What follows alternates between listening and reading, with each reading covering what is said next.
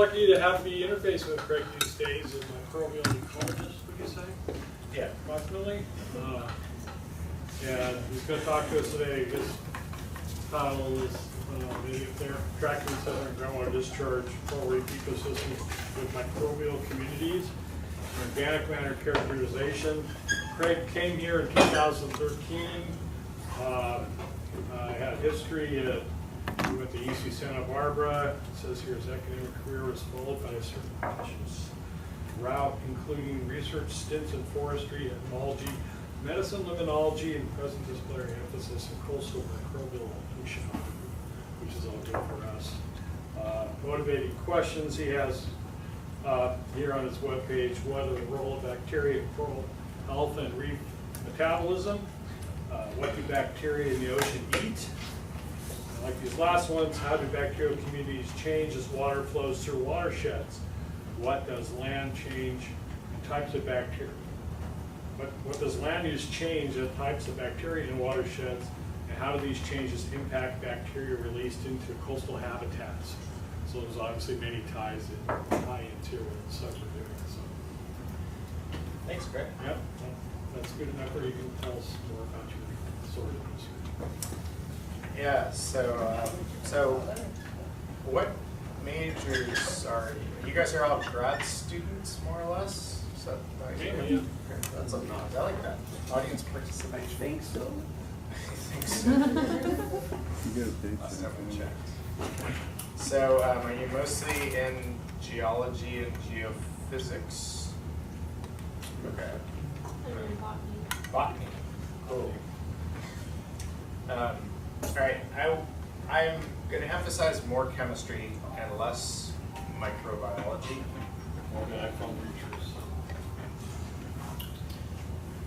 Please silence your cell phone during your talk. Yeah, that's probably my experiment breaking. My background is in microbial ecology, like Craig said. So, I spend a lot of my time doing microbial phylogenetics and actual biology of microbes. But I work a lot in coral reefs, and I don't really consider myself. I consider myself more of an ecosystem ecologist. And so I do a lot of biogeochemistry and microbial ecology mixed together. And when I came here a couple of years ago, I was looking for something to do that was a combination of microbiology and geochemistry, and that's how I got sort of linked into working. I'd worked in coral reefs before, and so that's how I got hooked up with working in the local reefs. And microbial source tracking is this sort of new, not really very new, but it's this method that has come to prominence as a way of saying when we get high fecal coliform counts from the Department of Health or EPA in a coastal area, it's a way of figuring out where those microbes came from. And that's very interesting to people because it helps them shut down polluters, or it helps them identify leaking cesspools, for example, or farms. A lot of my work has been in the Eastern Sierra of California, where we're trying to find which cow sort of organizations, pasturing organizations, are allowing their cattle to go in the streams. And so if we find fecal microbes associated only with the guts of cows, then we can say there was a cow in the stream, and with much more certainty than just saying there's a lot of E. coli in this stream, is it your cows? So that was something that I wanted to bring to coral reefs in areas where we have a lot of microbial pollution, and Hawaii is a classic example of this. Because of the submarine ground, this whole seminar is on submarine groundwater discharge, right? Yeah, So whole water cycle. Yep. So submarine groundwater discharge is best studied in Hawaii, but is really common, and actually we don't really know how common it is. And when I was a postdoc, I worked in French Polynesia, and we had a very series of papers come out on a weird phenomenon where we saw some weird geochemistry in the coastal environments. And we always suspected that the submarine groundwater discharge. But we could never get anybody to engage and come to French Polynesia who could measure things correctly to tell us whether it was. And basically, once I came here, I saw Henrietta give a talk. And I went and pestered her and I said, I've worked on this for a while and I think it's submarine groundwater discharge. And she was like, yeah, it probably is. But so then we sort of started working together, and that's where this work came out of. So what I'm going to present today is a summary of the work that we have done on Mauna Lua Bay, looking at submarine groundwater discharge. I assume in this seminar you've already heard from at least a couple people who work on Mauna Lua Bay. Is that right or wrong? Nobody has? You're first. Great. That's even better. Specifically? Then I will slow down on those parts and try to introduce you to the system.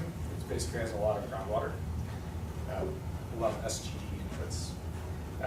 And I will talk a little bit about how we're trying to source track the inputs using organic matter composition, dissolved organic matter composition, and then microbes.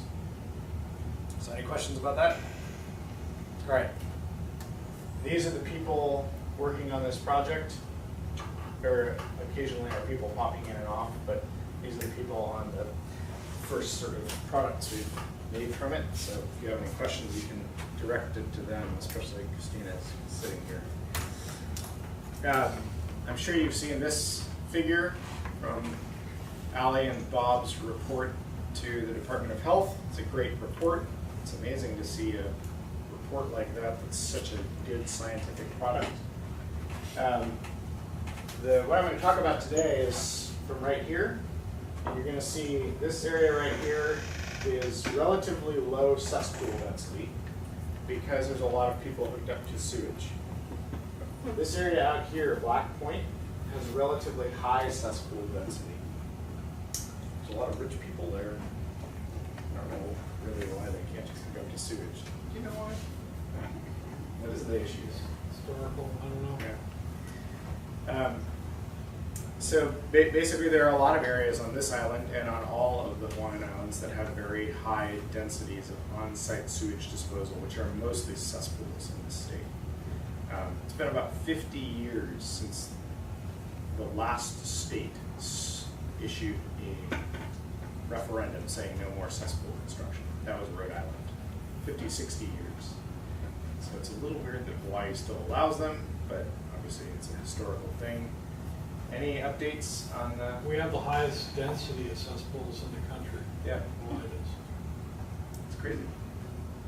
Is there any updates on the law, the latest proposal that went in I don't know about anything. There's still the tax credit, but as far as banning them, it's always Didn't fly. We tried, I think, a year ago to get it banned and that got dropped. Is it just way cheaper for developers to put in cesspools than it is to try and hook up? Almost cheap. It's the cheapest Very way to cheap. dump your stuff. So they're just making the profit and putting in the cesspool. If you meet the criteria for the state regulation, you dig a hole, put a pipe in. So I assume there's no questions about this. Any questions? Okay. So this is Mauna Lua Bay.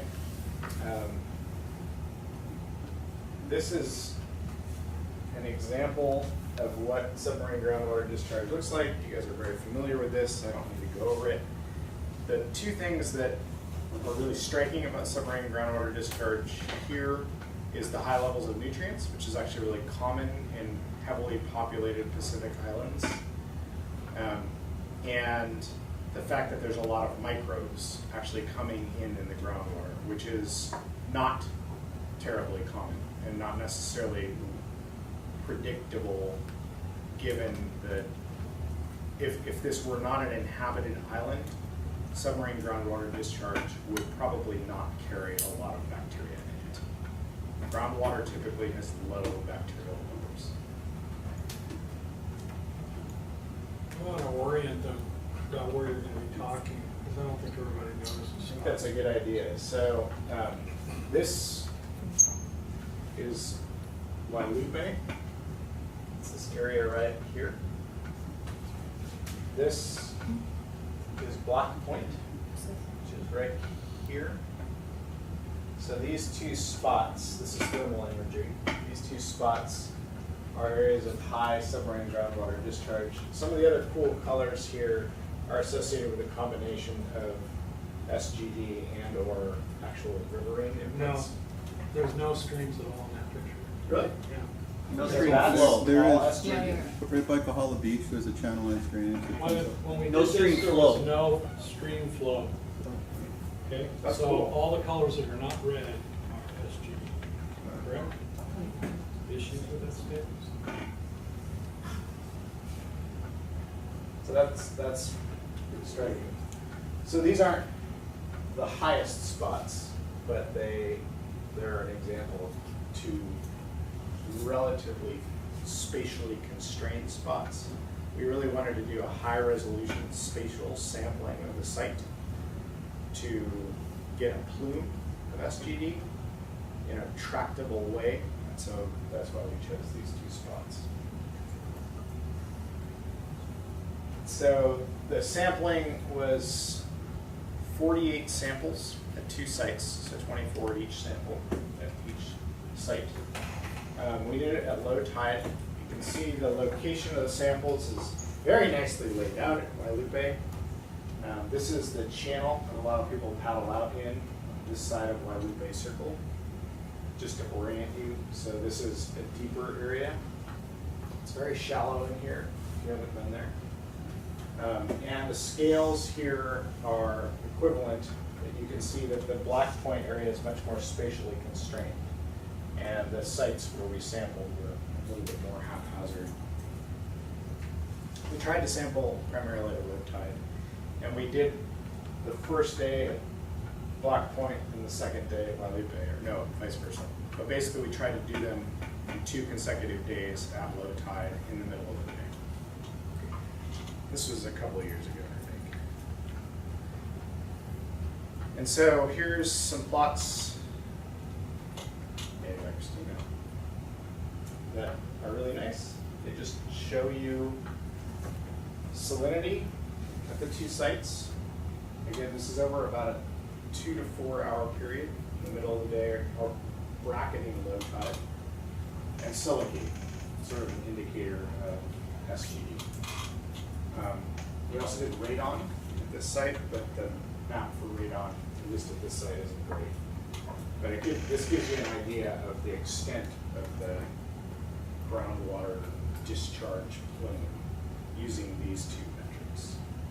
So be thinking a couple hundred meters from the sources, at least as far as we're able to resolve it using salinity or silica. Any questions so far? Yeah. Do you have a guess on why the radon measurements or the maps didn't turn out the way? Oh no, they turned out fine. It's just that at least at this site, the way we did radon, and this is common, is a T rather than a grid. Oh. And so when you have a T, you can't really make these kinds of interpolated plots. We have a nice interpolated plot for this one in the paper. I just didn't put it up on the slide. I can pull it up for you afterward. But yeah, the radon basically tracks this and actually picks up this area Oh, yeah. better. Yeah, it's in your paper. So one of the things that we really, the motivation behind this project, this is a Sea Grant funded project, and the motivation is what is the impact of SGD on the coral reef benthic community? Algae, corals, CCA, rubble, accretion erosion processes, the biology of the reef. And to answer that question, one of the sort of first things we need to know is, can we see plumes of SGD, and can we map? We can come up with curves, like regressions relating salinity to nitrate, and sort of measure salinity all over the place, and then predict what the nutrient concentrations are at any given place in the reef. But one of the things that we'd really like to be able to do is detect drawdown of nutrients or production of nutrients in areas where we would predict the nutrients to be.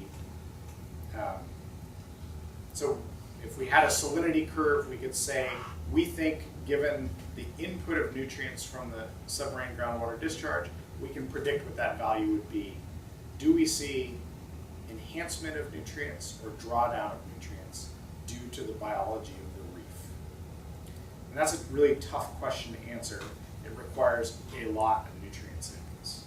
So one of the things that we're looking for is a relatively quick and easy way to quantify submarine groundwater discharge and biological activity that is not purely inert.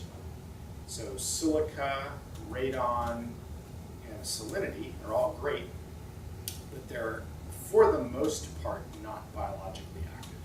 Silica can definitely be taken up by diatoms. We don't have a lot of diatoms in the system.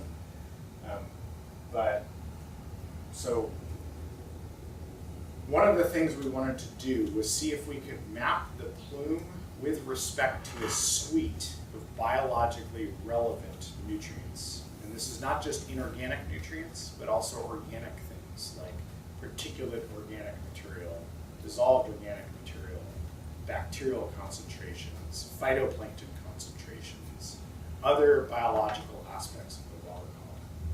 And so the way that we did this was to first look at inorganic solutes. And so this is if you've never looked at this before, each of these lines here is a sample collected in either Wailupe or Black Point. Okay? And we have measured phosphate, nitrate, silicate, radon, ammonium, salinity, and total alkalinity in all 48 or so samples. We scale each parameter according from high to low across the different samples. And then we use hierarchical clustering to group the samples according to their overall chemistry. So what this does is it allows you to parse things out more subtly if there is not strict covariation between the samples. So not everything is conservative in these environments. And so if we can see samples that are kind of sticking out in one parameter or another, we can capture that with this multivariate approach. And this is a little bit hard to digest, so please feel free to jump in if there's something you don't understand here. This part of the figure is interpretive, okay? That's how we are naming the clusters. So here's a set of samples. If you've ever looked at a phylogenetic tree for organisms in biology, that's the same type of analysis. So here's a set of samples that are all very similar in terms of their chemical composition of a suite of 7 or 8 measurements here. And they all have very low nutrients, phosphate, nitrate, silicate. They all have relatively high salinity. And they were all found on the outskirts of our sampling area. So we're labeling them ambient reef. These are basically samples that look like they have ocean chemistry. We found 2 areas that we're sort of calling, we had a tough time naming these areas, and I'll show you in a minute what I meant with these names. We found a bunch of samples that they clustered with the ambient reef samples, but have a little bit higher nutrients, particularly elevated in silicate, probably a groundwater signature. They more or less have the same alkalinity, and we didn't have a lot of radon samples with the same ammonium concentration. I don't really trust the ammonium values that much. But this area, because it was elevated in silicate, and they were closer to the sources of the SGD, we called it the diffuse zone. And again, I'll show you a map so you can get a better feel for this. Separate from this cluster of samples are a bunch of samples with relatively high nutrients, relatively high silicate, very high radon values. And they clustered into a few subgroups. One of them was from Guadalupe exclusively, and the other one was from Black Point. And what that means is that samples close to the actual discharge point are different in the two habitats, whereas samples offshore were the same at the two habitats. So all the Guadalupe samples and Black Point samples are mixed up in here, but they're separate here. And that's largely because Black Point has higher levels of inorganic nutrients. And then these two little outlier clusters are a pair of samples collected directly over the two springs. And you can see there's a very clear difference. If you know anything about looking at dendrograms, these are basically oddballs. And the big difference is that the spring at Black Point comes in with really high alkalinity values. So there's a lot of acid neutralizing capacity in that water. Whereas the Guadalupe samples, they both have very high nutrients, but they're coming in with very low alkalinity. Yeah. Can you just explain real quick how you color-coded these samples? I color-coded That's where them. I'm not tracking with you. I color-coded them according to these clusters. You have your scale bar on the right, and so then you got this matrix of numbers. Yes, so if you care about the absolute numbers, the white to black is low to high, and this is what low to high means for each parameter. So Okay, so you just divided it up into however many. Every parameter is scaled independently from low to high. So like black for phosphate is around 3 micromolar. So is that your highest concentration sample? That's the highest concentration sample. So how did you come up with those subdivisions of the grayscale? Yeah. Is that math? That's math, yes. Centering is one word for it. It's a standard way of normalizing. You basically subtract the mean and divide by the standard deviation. Within each column? And so that gives you a low to high that's on the same logarithmic scale for each parameter. And the clustering can be done either with absolute value. The reason you do that is if you try to cluster like these, the absolute value of these numbers goes from 0.05 to 1.7. And if you left them as absolute numbers, it's very hard to compare numbers across different types of measurements. Yeah. Yeah, I was just curious how you scaled everything together. So that's clear. So this is a useful way to sort of capture sets of samples that have the same chemical composition across many variables, not just one. Any questions about that? So I figured since we're in a seminar, I could take the time to walk you through that relatively slowly. Because Yes. so your dendritic, like that's a model, like the way that those are broken, into those phylogenetic type trees, right? Like how did you, where did those branch points, like how are those branch points determined? Yes, so the way it works is you calculate a thing called a distance matrix or a similarity matrix. So if you've ever seen like a map, like an old school map that we used to use before Google Maps was around, they would have a little triangular thing in the bottom, Chicago, New York, Houston, Los Angeles, and it would tell you how far away any site is from any other site. That's called a distance matrix. And so you can calculate a distance matrix from a suite of variables. And it'll tell you basically how similar any two samples are from each other. Once you have that, you can derive this kind of thing. So like these two samples are very, very similar in terms of these 8 variables. They have very similar numbers in every category. So the multivariate distance from each other is very small. If you follow this out, these samples have a very big difference from these two samples. So once you know the difference between any two samples, you can derive a dendrogram. Other ways of displaying this kind of information are like ordinations, principal components analysis, you've probably heard of, multidimensional scaling. they all use the same principle of basically deriving some sort of similarity index between two things in multidimensional space. Thanks. It's a useful thing when you start measuring more than one thing. It becomes helpful.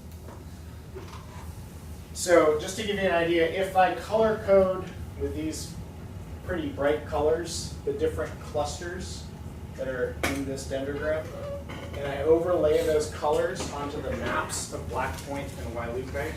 Again, Wailupe is over by Aina Haina, Black Point is over by Diamond Head. You can see here's the two purple samples at the top. Here's the two red samples at the top. The springs, the submarine groundwater discharge springs at both Wailupe and Black Point. You can see this area here with the yellow and orange samples. Near the springs, we're getting a chemical profile that basically indicates a plume of submarine groundwater discharge that we can detect in some parameters and not in others. And then you can see sort of the blue samples are far away, and the green samples are in this sort of intermediate zone. We had no idea what to call these. We wanted to have some kind of conceptual model. So here's the conceptual model.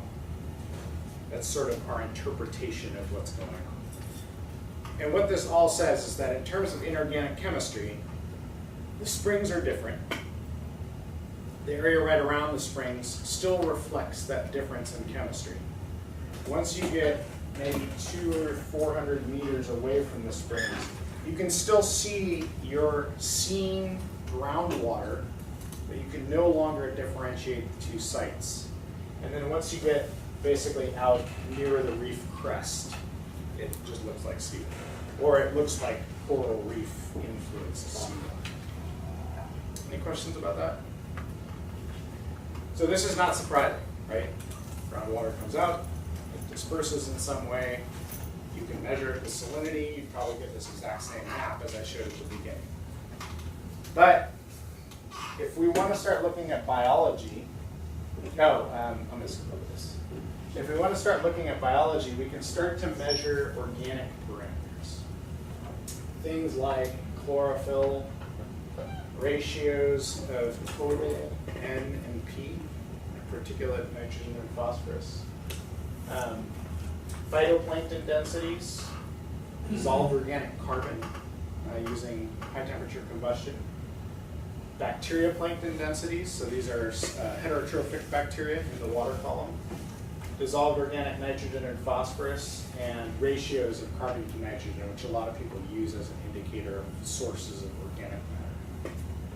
And one of the points of this paper was to ground truth that with this suite of parameters, just organic parameters, no salinity, no radon, no silicate measurements, no nutrient measurements, we're still able to resolve these zones in the reef. And what that means is that there is, whatever the submarine groundwater plume is, it is differentiating organic matter composition in the water. And that is, we would never go and use dissolved organic carbon as a marker for submarine groundwater discharge. But it's useful to be able to know that there's something organically different about the plume of SGD coming in. And it's not necessarily just depletion. You don't see that like the springs have just low values and the diffuse or transition zones or the ambient reef have high values. It's not just dilution. There's fundamentally something different about the organic matter that's in the submarine groundwater discharge. And like I said, here in Hawaii, we actually see relatively, I think I have, I don't have it here, but we actually see relatively high levels of bacteria in the submarine groundwater discharge. And we don't know if they're good or bad, and I'll talk a little bit about that at the end. But it's not just a dilute source of low salinity water, high silicate. It is a different ecosystem, and it has different organic properties. And one of the things that we're hoping to be able to get at is detect one of the really clear things that we're starting to see is that in these areas where the SGD plume is relatively diffuse, so there's no longer a salinity signal, but there's still detectable levels of nutrients and organics. We're actually seeing elevated levels of organic nitrogen in the water. And we are kind of thinking that if we've now seen this in two places. We've seen this here, and we've seen this in Maui, around the Kanakili site, where once you get a certain distance away from the SGD source, there seems to be an enrichment of nitrogen, organic nitrogen, in the water. And that could be an indicator of some recycling process, where nutrients are stimulating the growth of organisms on the benthos that are then releasing organic nitrogen into the water. Because there has to be some route to get the inorganic nitrogen into an organic form. And so that's the kind of thing that we're exploring here. It's not as clear. All of these measurements are way coarser than the chemistry, the sort of simple inorganic chemistry that we have locked down. You can get really good numbers on salinity, really good numbers on radon.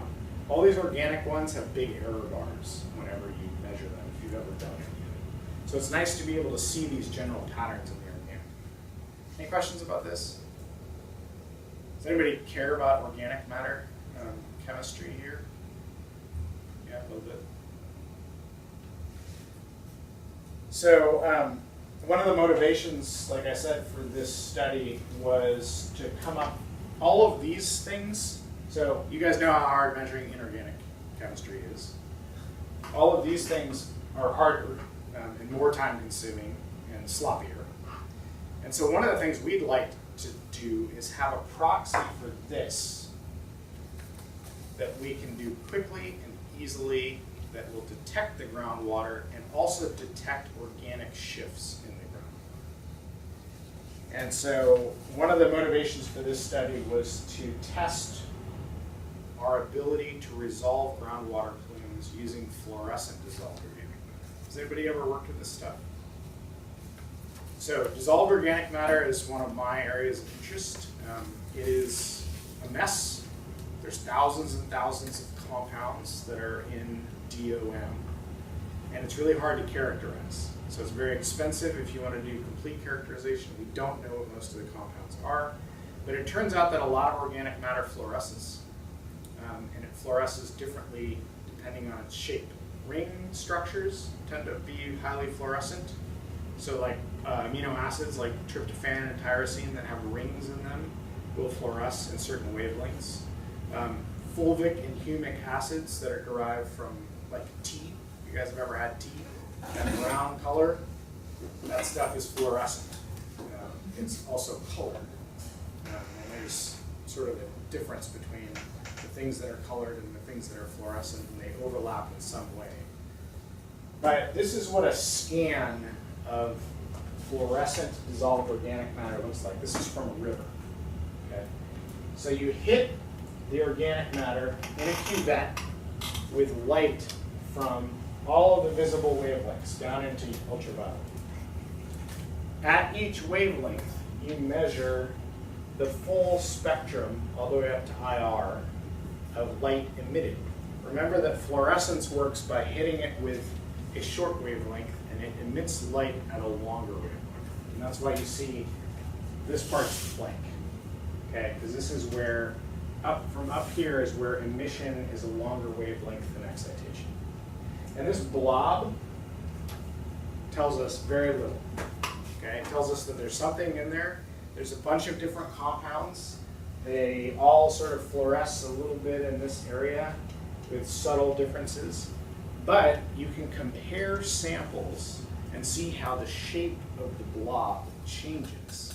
And that allows you to qualitatively assess if the chemical composition of the dissolved organics is different in different sites. The other information you get is basically the magnitude of the blob in terms of fluorescence. And you can use standards like quinine sulfate or Raman units of water. So when you have a lot of fluorescent organic matter, that's like teeth. Like when if you get a big discharge event from a catchment with high vegetation cover and a lot of soil in it, you'll get a big pulse of dissolved organic matter that's very, very fluorescent. Anything from a plant, a terrestrial plant, very fluorescent. Things from the marine environment, not so fluorescent. They tend not to have, they have high protein content, but they don't have a lot of fluorescent composition.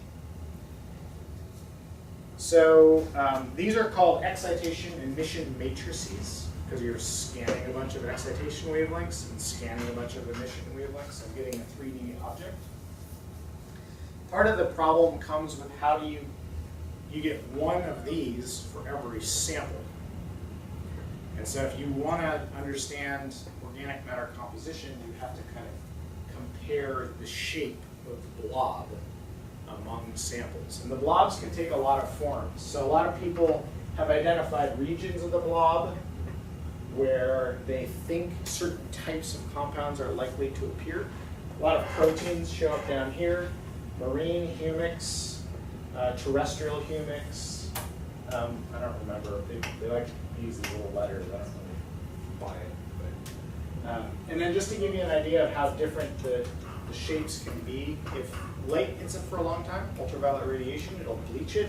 So these are examples of what organic matter looks like after it's been bleached, like if it's been in the surface waters of the ocean for a long time. This, you can sort of see the difference between marine organic matter and riverine organic matter.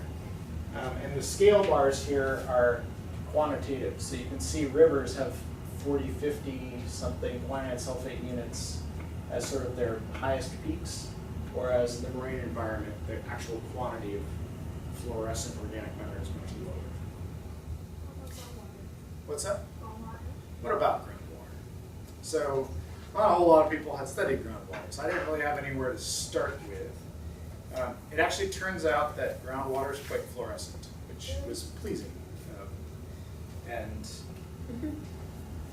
I'll get to that in just a second. I wanted to give you guys a feel for what it might look like. This is a study from a lake chain in the Sierra Nevada, where we collected samples from the inlet and outlet of a series of lakes.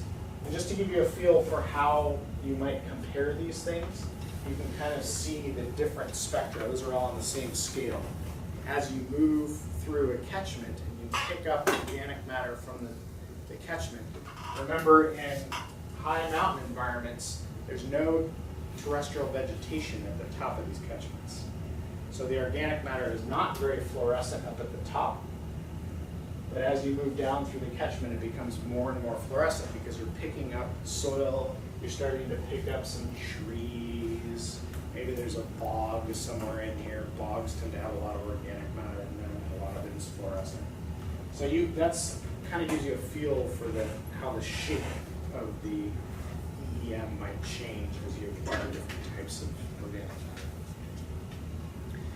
And then I'll talk a little bit about this just to give you a feel if you ever run into this stuff. It's really hard to compare these 3D objects and figure out a good way to compare them. A lot of image processing algorithms have been tried. The most common one that you run into if you ever look into this is this stuff called parallel factor analysis, or ParaFac. And basically you have a scan, an excitation emission matrix, for a whole bunch of samples. And what this algorithm does is it tries to pick out, it's kind of like principal components analysis. It tries to pick out regions of the matrix that are showing a lot of variation across your samples. And it tries to resolve a blob and say, this is some suite of compounds that are going up and down across your samples that you might be interested in. And so with ParaFac analysis, you'll often get a few areas of the scan.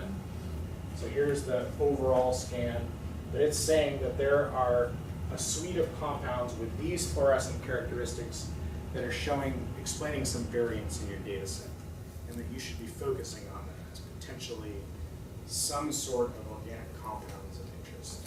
You never know what these are chemically. All you can say is that there are regions of variation across the scans. And so that's a really common approach for this. Now, I'll talk very briefly about this later. Could I ask? Yeah. So you don't know what they are chemically. Can you tell elementally? Elemental chemical basis? No. I think you mean compounds, right? Yeah, I mean, they're compounds. They're derived statistically. So maybe they're compounds, maybe they're not. Maybe they're just fictitious aspects of the data. But whatever it is, there's a suite of excitation emission pairs in a particular region that are all going up and down together across your 50 or so samples that you collected. And so that implies, like, if you have a blob, it's doing this, and that implies that right here, there's some set of compounds that are varying across your samples. It's like a component. Exactly, it's like PCA. I was wondering your other stuff that you go back to the elemental composition. People have done stuff where they'll take compounds that they know what they are. Like they'll go get pure humic acids by leaching leaves from beach into water. And then they'll run it. And they'll say, beach leaves make a blob right here. So that's probably some sort of leaf-derived organic. But you can never really say for sure what it is.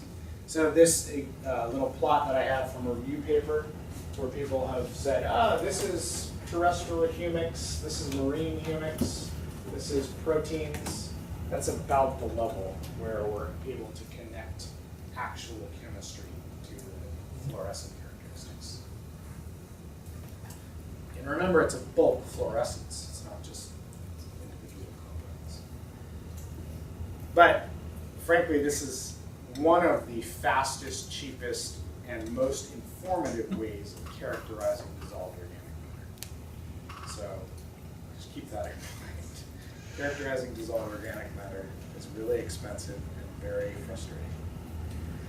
So we, now that we had at the Mauna Loa site, we had a good set of basic SGD mapping using radon, salinity, and silicate. We had a full suite of inorganic nutrients. We also had a full suite of some organic measurements like chlorophyll and phytoplankton counts and this.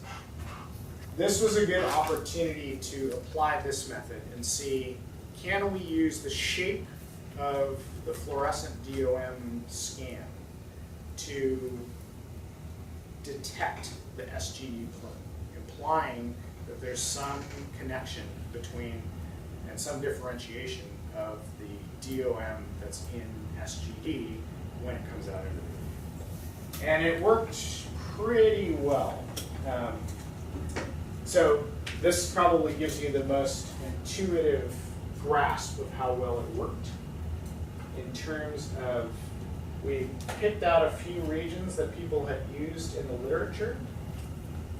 And then we did a bunch of other ways of characterizing the DOM using indices. People will often say, this area, the ratio of this area to this area is an index of biologically active fulvic acid production.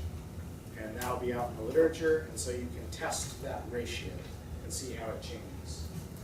And so using a suite of numbers that we were able to derive from the scans, it looks like basically we can resolve some sort of differentiation between the springs at the two sites. Again, the purple and the red. Remember, this is just based on sticking a sample in a cuvette for 5 minutes in a machine.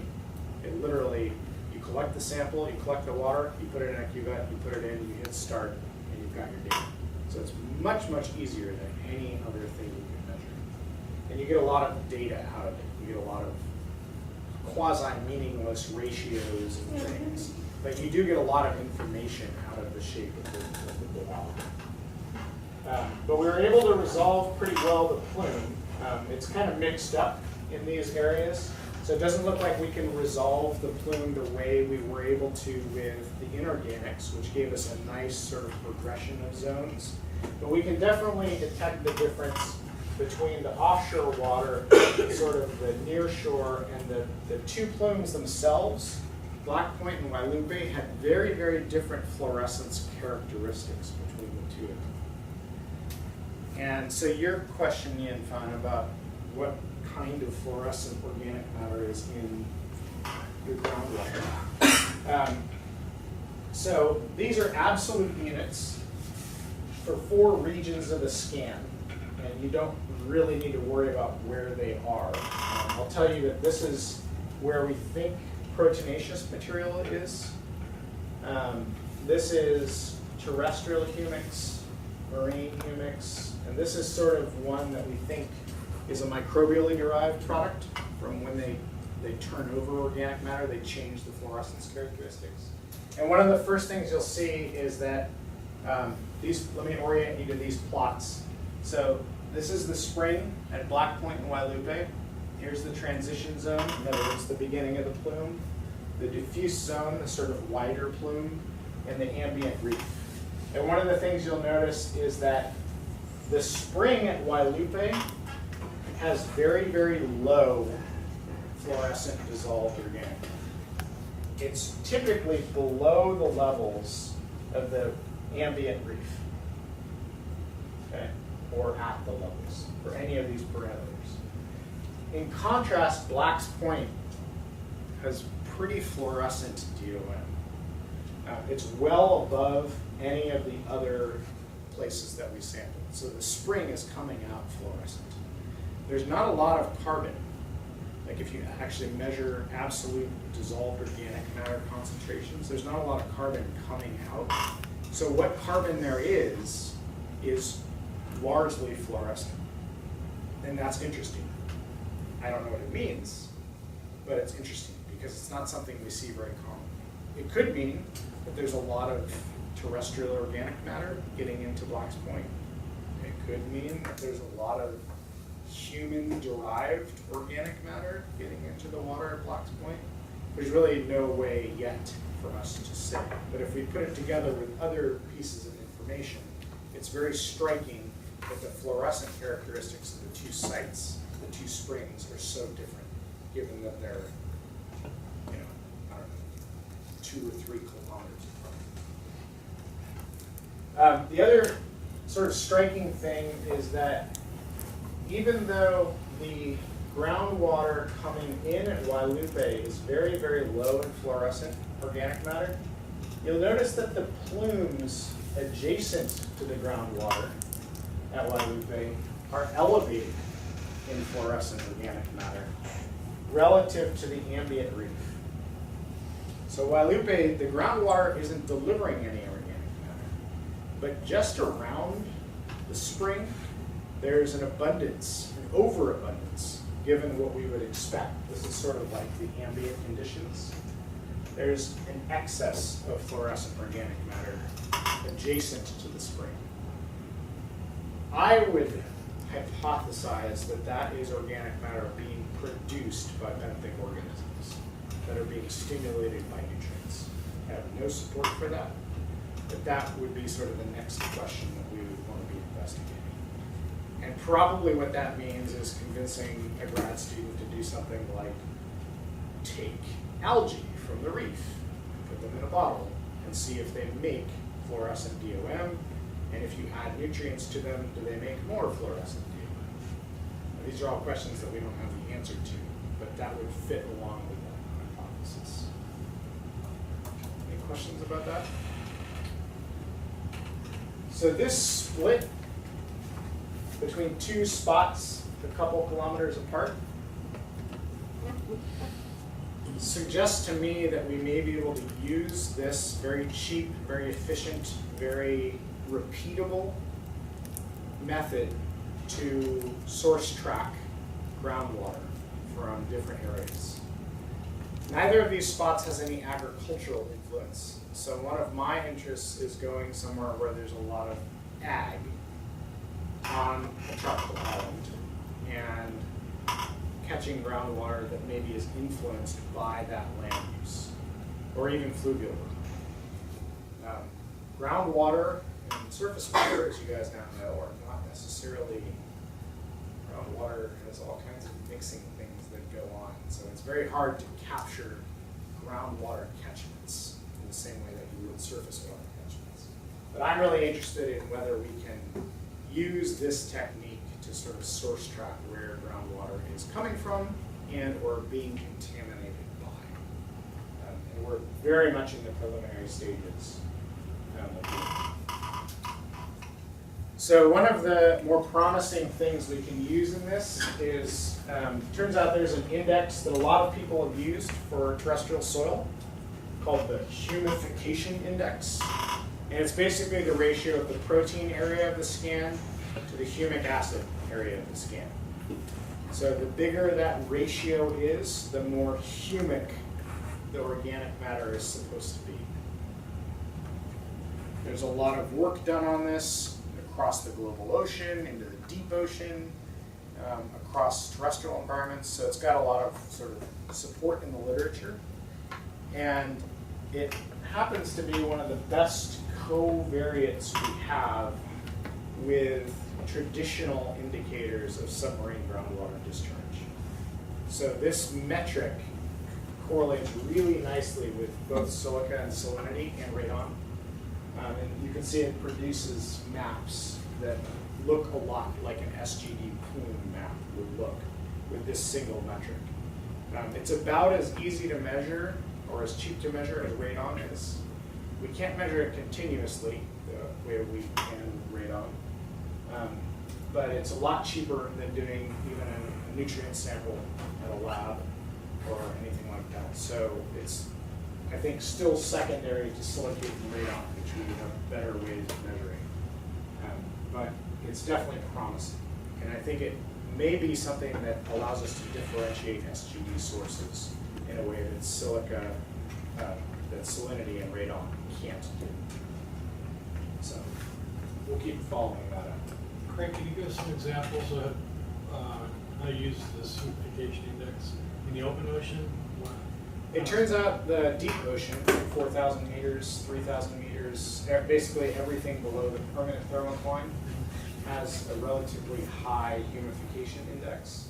And the idea there, and I think the reason we're seeing it in groundwater, is there's some recent evidence in the last 5 years that heterotrophic microbial processing of old organic matter creates humic-like fluorescent molecules. So microbes tend to strip out the most labile components of DOM first, whatever they can eat. And one of the things that happens is that the byproducts of that metabolism seem to be more fluorescent than what was going in. And that's probably because they're spitting them out as ring structures or certain types of. I got lost. So is it more labile?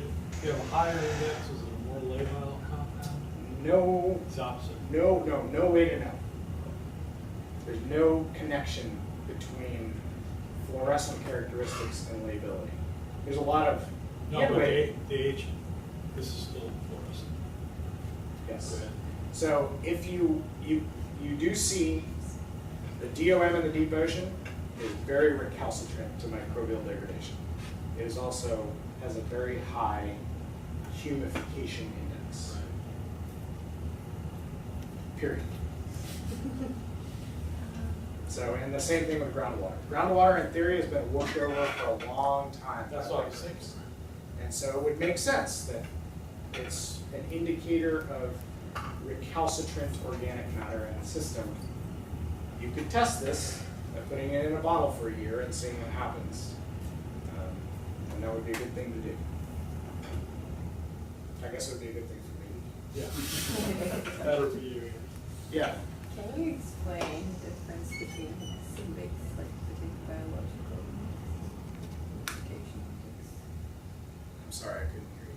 Can you explain the difference between the biological and the humification index? Higgs and Bix Yes, you caught Bix. Where did you see that? in your report? Yeah. So the biological index is, in my mind, much less well supported. It has been used in a couple studies. It was derived from a paper where they observed a change in the ratio of 2 spots in the scan over the course of biological activity, phytoplankton producing. So they called it the biological index. That's the kind of thing that chemists do. Whereas the humidification index is based solely on chemistry. It's actually based on knowledge of how humic acids fluoresce, which we actually know quite a bit about how humic acids fluoresce. And the index is based on systems that have high humic acid but low protein content. So the BICS is based on an observation from a couple of studies of an increase in that index when something biological is happening. Whereas the Hicks is based on assessment of the fluorescent characteristics of humic acids relative to protein material, which to me is, and it's also been much more widely used. Does that answer your question? Yeah. So, BICS is kind of a side thing. Hicks has been really widely documented in a lot of systems, even though they have these very similar names that people came up with. There's a bunch of other popular ones. The fluorescent index, which is a terrible name for an index of 2 spots on here because they're all fluorescent indexes, but it's called FI and people use it. And then there's all these regions, A, T, C, and G. So, any other questions about the organic matter stuff? So it's tantalizing, but who knows where it's going to go. I think we need to go to a lot more sites and do more surveys and probably do some in situ experiments where we try to see if indeed you put groundwater in a bottle, if the Hicks goes up, down over a year or something in the dark, indicating that it would be a microbial byproduct. If you change temperature, that kind of stuff. Like there's a lot more sort of science that is dealing with this. But right now, I think we can use it as a pretty good proxy for groundwater, which means you can collect a sample, put it in the fridge, and run it 3 or 4 weeks later with no problem. Probably get a reasonable amount. Just guess. So, any other questions about that? So, when I brought this up, Christina told me about her data. Have you showed this yet? No. What's the word on this? It's accepted. I'm sending in my final revisions. Right. Congratulations. Thank you. That's great. So this is data that Henrietta and Christina generated about delta N15 of nitrate at Black Point in Guadalupe. So the same sites. Was it the same samples, or was it a separate sample set? This was done in January, so Okay. separate from your sample.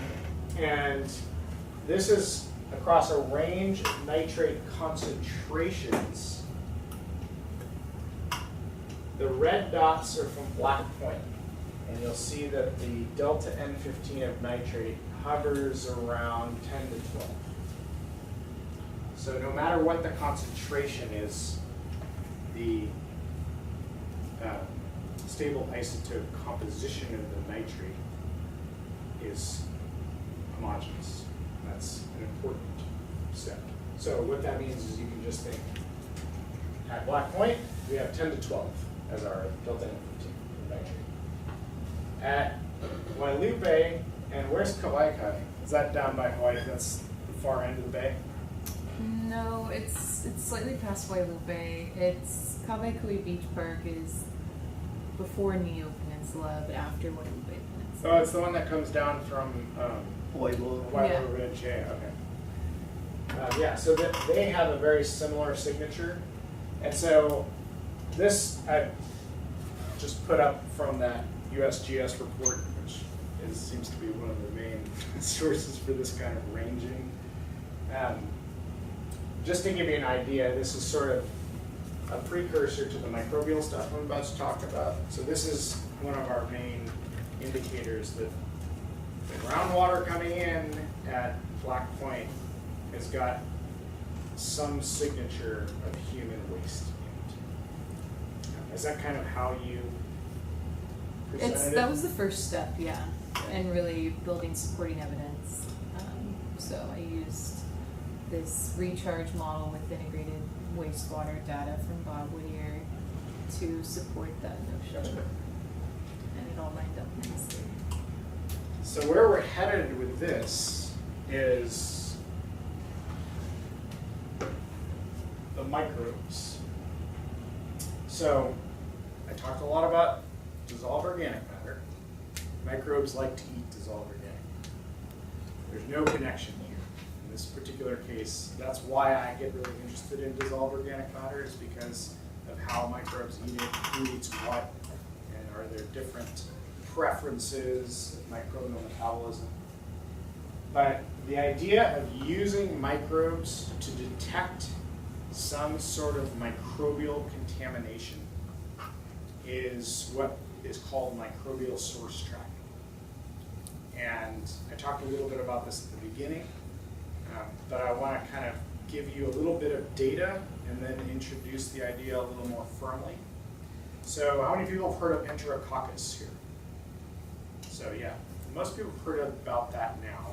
That is the EPA's standard microbe of choice as an indicator of fecal contamination of coastal habitats. If they can culture Enterococcus on a plate, the Enterococcus is not going to hurt you. It's the things that correlate with Enterococcus that are much, much rarer that are pathogenic to humans. It's an indicator of fecal contamination, not an actual pathogen necessarily. And that's because Enterococci are very common in our gut. E. coli. Everybody's heard of E. coli, another gut microbe, colonizes our guts. That is an organism that also is probably not going to hurt you, is relatively easy to culture out of fresh water, not salt water. E. coli do not like salinity. They are very happy in fresh water. And so that's a pretty standard EPA metric of fecal contamination in freshwater, lakes and streams. The Department of Health in Hawaii surveys where streams enter the ocean. Sometimes they're in the stream, sometimes they're a little bit in the ocean. So they measure Enterococcus, they culture Enterococcus because it's supposedly coastal sampling. And they use a third cultured microbe called Clostridium perfringens, which is, again, another indicator of fecal contamination, but won't actually hurt you itself. One of the things that microbial source tracking promises is to get away from culturing bugs. When I say bugs, I mean bacteria. That's just part of the course in microbial ecology. Most microbes in the environment, including the ones that live in our guts, can't be cultured easily on a petri dish. That's because petri dishes are designed to culture human pathogens. They're not designed to culture good bacteria or natural environmental bacteria or even the majority of the microbes that live in our gut. They're designed to selectively isolate things that will kill us. So putting things on a petri dish is not a good way to assess microbial community composition. Instead, you can take a filter, put a bunch of water through it, extract the DNA from all of the cells caught on the filter, and look at the gene sequences of the microbes. And it turns out you can use the gene sequences to identify the microbes from your filter. That's really nice.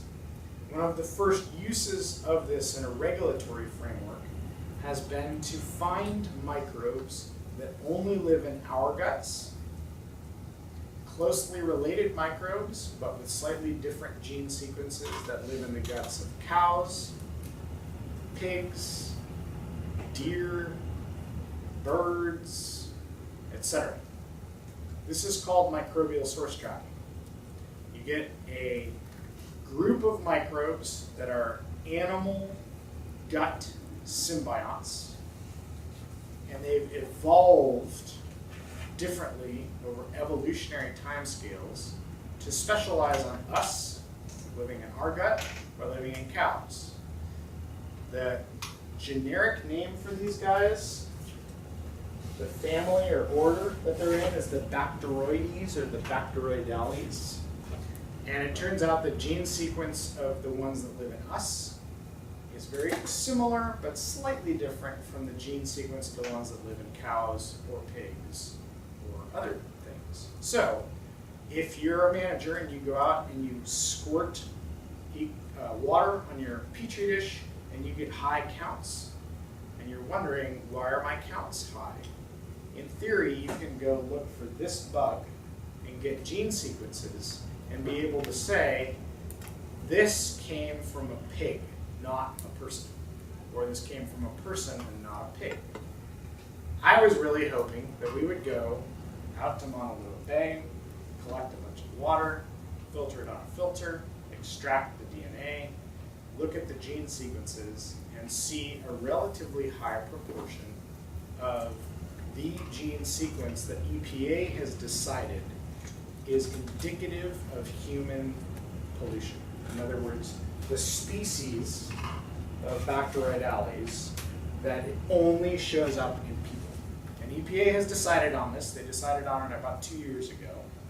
So in theory, this should work. It didn't work here. We have not found the organism that EPA thinks is the human indicator anywhere in Hawaii. Probably that's because the organism that EPA decided on as a human indicator was from Cincinnati, Ohio. And people in Cincinnati, Ohio probably eat different food than people in Hawaii. And so the microbes that they have in their guts are probably different species. I can't say this for sure. We now have a grant together, Craig and I, to try to figure this out, because it would be really nice to do this in Hawaii, but Cincinnati and Hawaii probably aren't perfect. So this is an example of how this microbial source tracking stuff works. This is a phylogenetic tree of the Bacteroidales, and these sequences were only found in humans. These were only found in humans. These were found in birds. These were found in cows. No, these were found in humans. So you can see it doesn't actually work that well. So the EPA's marker is right here. Okay. So if we had either of these organisms in our guts, we wouldn't pick them up with the EPA's marker.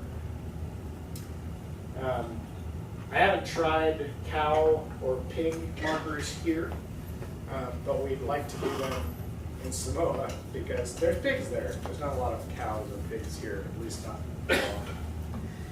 So there are quantitative PCR, in other words, gene sequence assays for Enterococcus, for E. coli, and for Bacteroides. This is general Bacteroides. In other words, it would catch any of these organisms. In other words, a animal's gut microbes are in the water, but we don't know whose animal's gut microbes are in the water. And if you go out and do this at Wailupe and Black Point, you get equivalent and very low counts of Enterococcus in the water. Not terribly surprising. Honolulu Bay is well flushed. It's not a very disgusting environment. If we did this in Pearl Harbor, I bet these would be 10 times higher, but I wouldn't expect them to be very high in Honolulu Bay. We do find a significant amount of E. coli. Again, that's not surprising, and there's no difference between the two sites. We don't really have any, these numbers currently don't have any regulatory meaning with these genetic assays, so I can't really say if there's a lot or a little bit of E. coli. I'd have to survey a bunch of sites around the island. I need to go somewhere where it's really contaminated. What we can say is that Guadalupe and Black Point have a very, very different concentration of this organism, which is a known gut symbiont only in animals. E. coli and Enterococcus can come from all kinds of environmental sources. These guys only grow in animal guts. Okay, they're very specific. And this number is about 5 times higher at Black Point than it is at Guadalupe. That's just taking all of the samples and averaging them. There wasn't any like spatial pattern. I don't have like a nice plume map of Bacteroides for these sites. But these are the organisms that if we can then go one step farther and target human or bird, that would be the target where we can really do microbial source tracking. Right now, all we can really say is that these are higher at Black Point than at Guadalupe on this one day. So that's interesting. So that analysis there, that's data from is the 16S the community analysis? Like This is microbial not, community analysis? this is data from quantitative PCR. It's not community analysis. I'll show you that in a couple slides. Okay. So the quantitative PCR only targets a single organism or a broad group of organisms.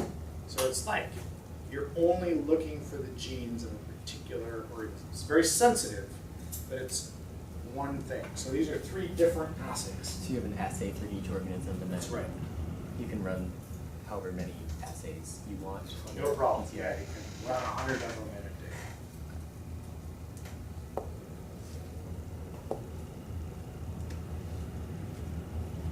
Just to give you an idea of where these organisms are, this is a phylogenetic tree of all the bacteria, all the bacterial phyla that we currently know about.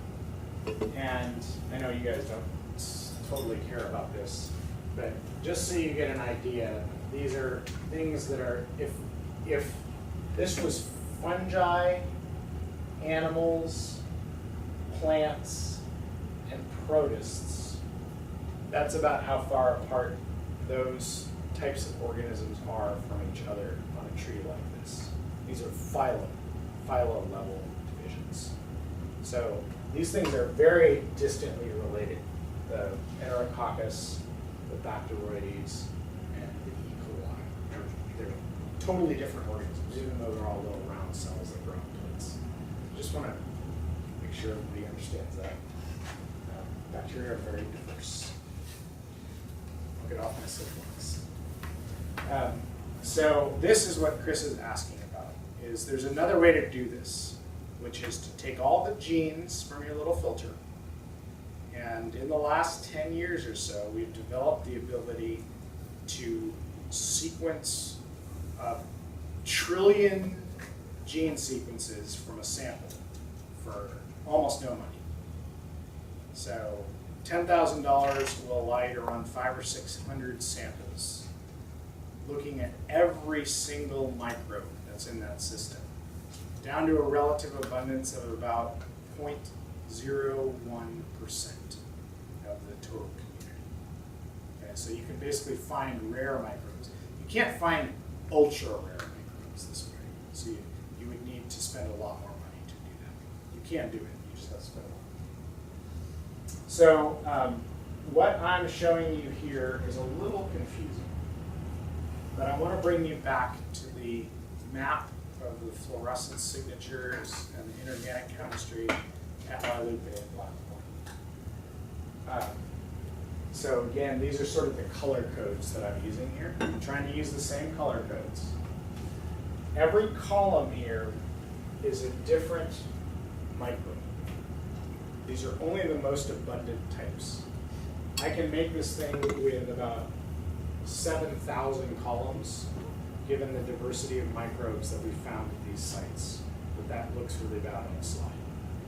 So I just showed you maybe 100. There's probably 100 microbes here. So these are just the most abundant microbes.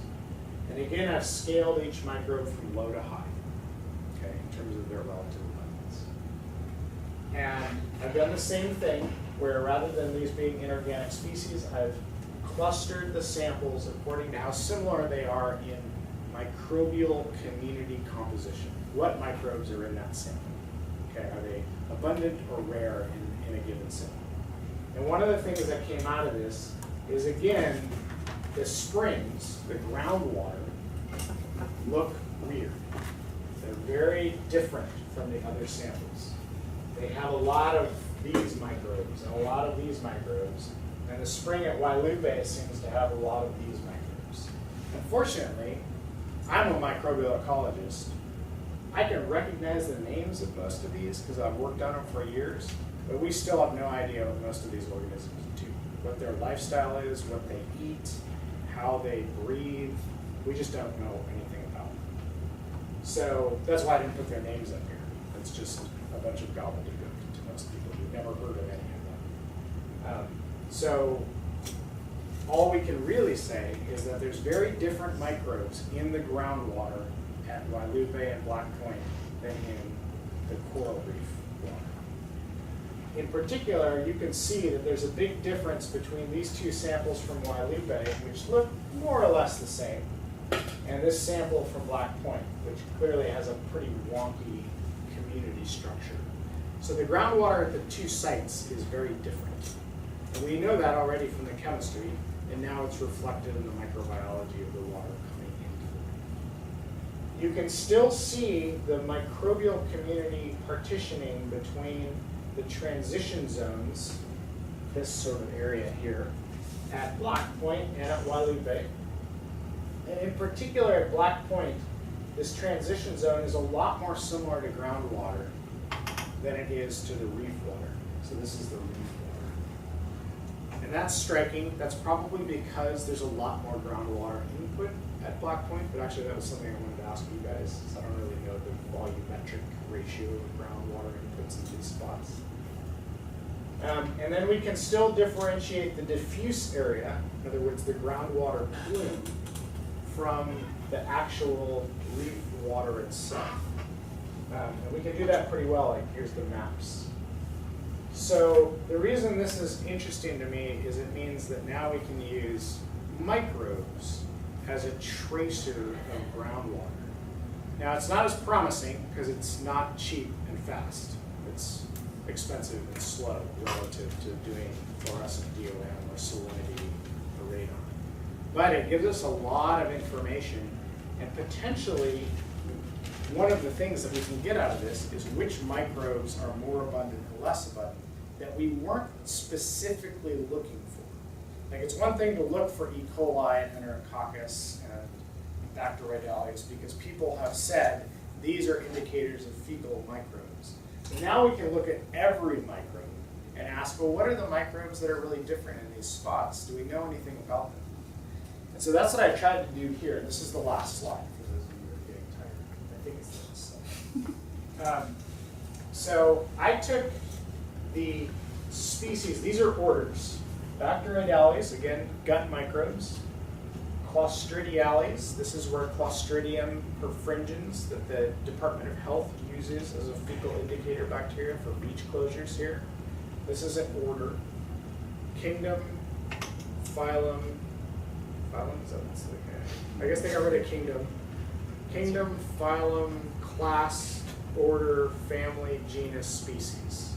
So order is kind of a broad phylogenetic domain. And enterobacteria, that includes things like E. coli. Those are like a lot of the gut commensals that we have. These are often pathogens. Okay, if you've ever heard of Clostridium difficile, that's a really bad pathogen that many people get. The colors here are different species that we see in the environment. And one of the main take-homes here is that here's our zones: spring, transition, diffuse, ambient, going from groundwater out to the reef at Black Point and Wailupe. And all I really want you to see here is that these bars are bigger than these bars. So there's a whole bunch of organisms, from orders where we kind of know something about the microbes because we've studied some of these orders for a long time, because many members of these orders can be cultured on little plates. So we actually know something about the physiology and genomics and metabolism of these microbes. We know there's a lot of pathogens in these three groups, and they're definitely elevated at Black Point relative to there are plenty of other groups that also are elevated at these sites, but we don't know anything about them. So we know that we can differentiate the two sites, but if I told you that the verruco microbia were higher in this site than the other one, you wouldn't care, because we've never cultured a verruco microbia, so we don't know what it does. But these groups are things where we've cultured pathogens out. We know that they live on us. We know that they come from us, at least certain members of these groups. And so they are potential targets for new microbial source tracking assays that might work here, given that the ones we currently have don't seem to work. So that's kind of the path that we're headed down with this. This is like a 20-year project, so we're not going to get anywhere fast, but there's definitely an indicator that we may be able to find some indicators of human source pollution at these sites. That y-axis is percent of total community, or? That's correct. Good questions. Yeah. So you can see there's a lot of, when you look at microbial community structure, there's usually one bug that's really abundant, 20, 30, 40% of the community. Not necessarily one species, but like a family. There's another one that's like 5 or 10% of the cells, and then there's a bunch of rare things. So these are in the rare things. And does that change? Like, does that particular dominant bug change over various conditions? Absolutely, yeah. But it'll never be the one that we're interested in. The dominant bugs, the majority of them are uncultured.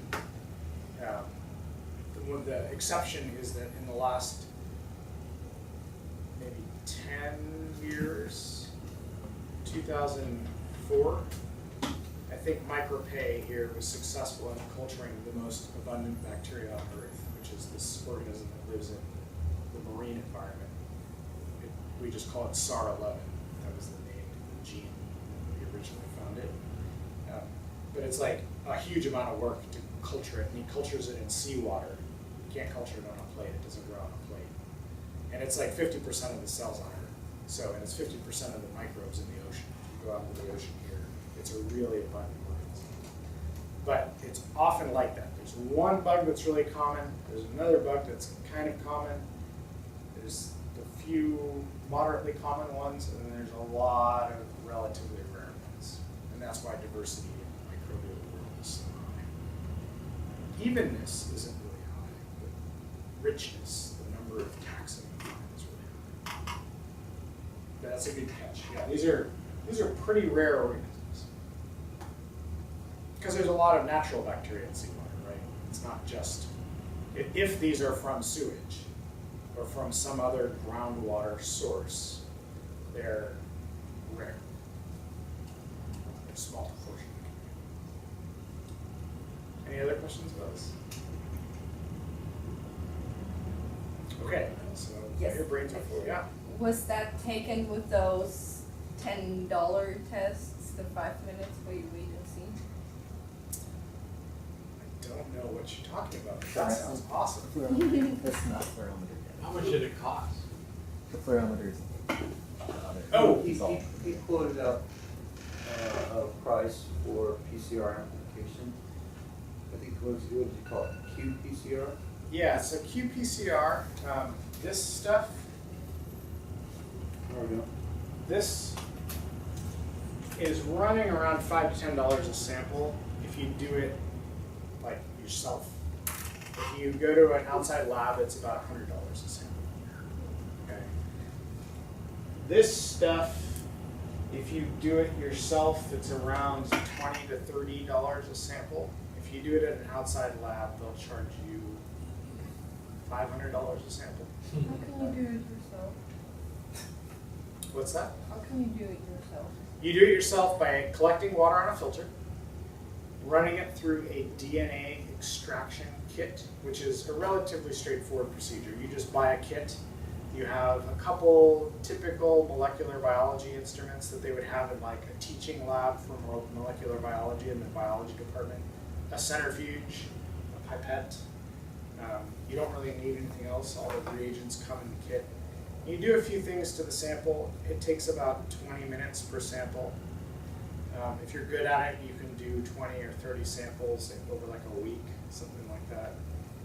And it costs about $5 per sample for the DNA extraction. Once your DNA is extracted, you do the polymerase chain reaction on it, and that's a little tricky. But most molecular biology labs are equipped to do that. It's been around for years and years. It's a very standard thing that people do in labs. But you often screw it up, so that'll take you, 3 or 4 weeks to get it down. And then nowadays, you can send these to a company and they will sequence them for you. You can take 400 or 500 PCR reactions, mix them into one tube, and send them off, and the sequencing costs about $3,000. So let's say you did 400 samples. I guess you'd be paying about $15 a sample for the sequencing, $10 a sample, $5 a sample for the PCR work that you did in the lab, and another $5 or $10 for the DNA extraction. So you're looking at something on the order of $20 to $50 per sample. Where can you buy the kit? The DNA extraction kits. Chris knows. Pinpoint direction. Yeah, you can buy them VWR, Fisher Scientific. If you just put in DNA extraction kit, there's a whole bunch of different companies that make them. There are arguments about which ones are better and which ones are worse, but it kind of depends on what environment you're working in. And the PCR, that's the amplification process. That's what people refer to as amplification. That's right. So it's the polymerase chain reaction. It's a way of amplifying specific sections of the genome, so that basically so you can detect them. The only reason you amplify them is so that you can detect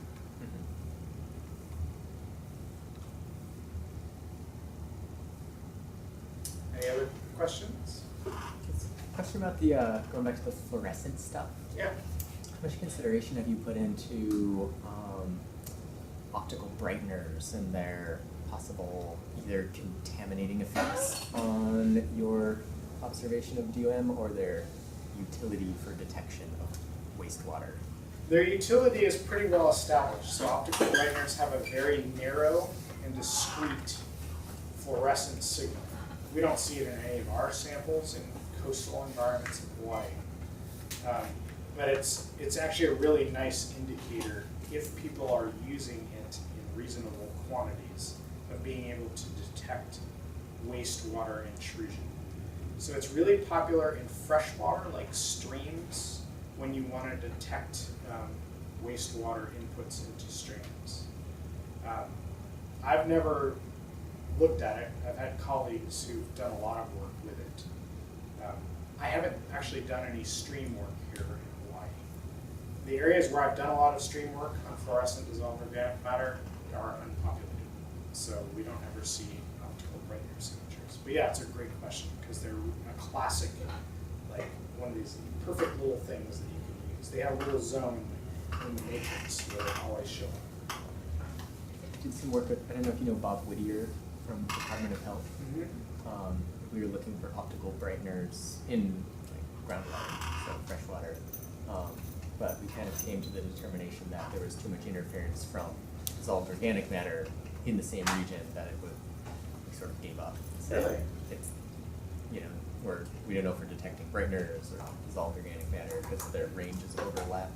Their ranges do overlap, and but the brightener is so narrow that if you look at it as a ratio, so you kind of imagine the blob from the DOM, and you've got this little peak, that's your optical brightener. So even if the DOM is sloughing over it, if it's peaking up just a little bit, the ratio of this spot to this spot will be a much better indicator than just looking at that spot, because they all interfere with each other. That's why people use the ratios. So you might want to try it again. I don't know if it's in your interest or not. There's also, and the way to do that is to get optical brightener and like dilute it down in actual water from a stream or coastal area, and see at what point you can't detect the ratio anymore. Yeah, I think that was one of the issues too, is different brighteners sort of had different spectra. Oh, emission really? Excitation. Oh, Yeah, it wasn't I just always one heard spot. that it was like a very particular thing, so it's not consistent.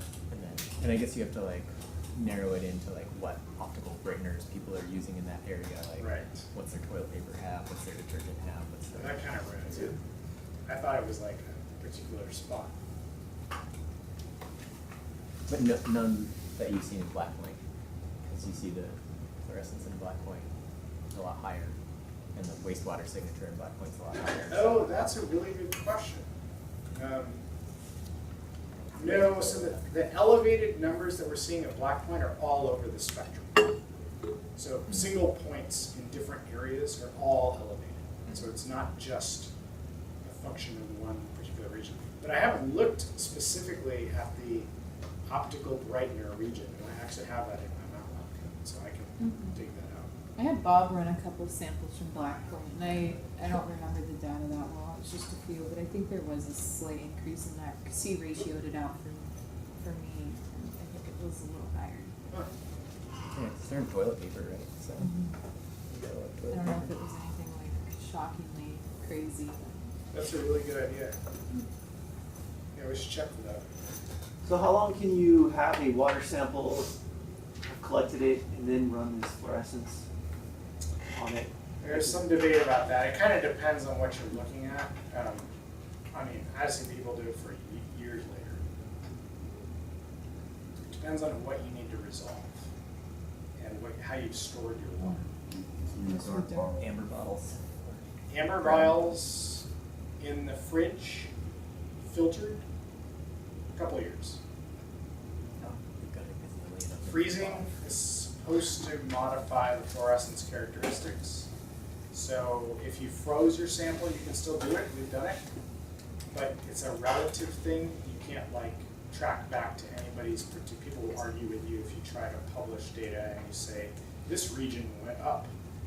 People will be like, well, you froze your sample. You can't, it changes the fluorescent characteristics. Yeah, I mean, I have a bunch of samples from Maui, and I'm just curious. Like, let's say they're all frozen, you know, in a freezer still, and then run that fluorescence on them, and just see what is the difference amongst those. Is that Absolutely. like a relative scale you can do? Yep, we've done that. Because you're talking about agricultural areas. Definitely have some agriculturally impacted areas in Maui. Absolutely you do. You also have a lot of sediment loading areas, which is useful too. Yeah, if you want to talk about it, I mean, my system is just sitting there. So probably I can run about 100 samples a day if I'm really into it. We Yeah. got one too, yeah. Nearly. We have from. Yeah, I think we got one as well. It's a handheld. The handheld's pretty crap. It's It's a joke. We've run tons of fluorescence samples from Maui in conjunction with the dye tracer project, so they like from the whole west side of Maui, control sites and everything. So those.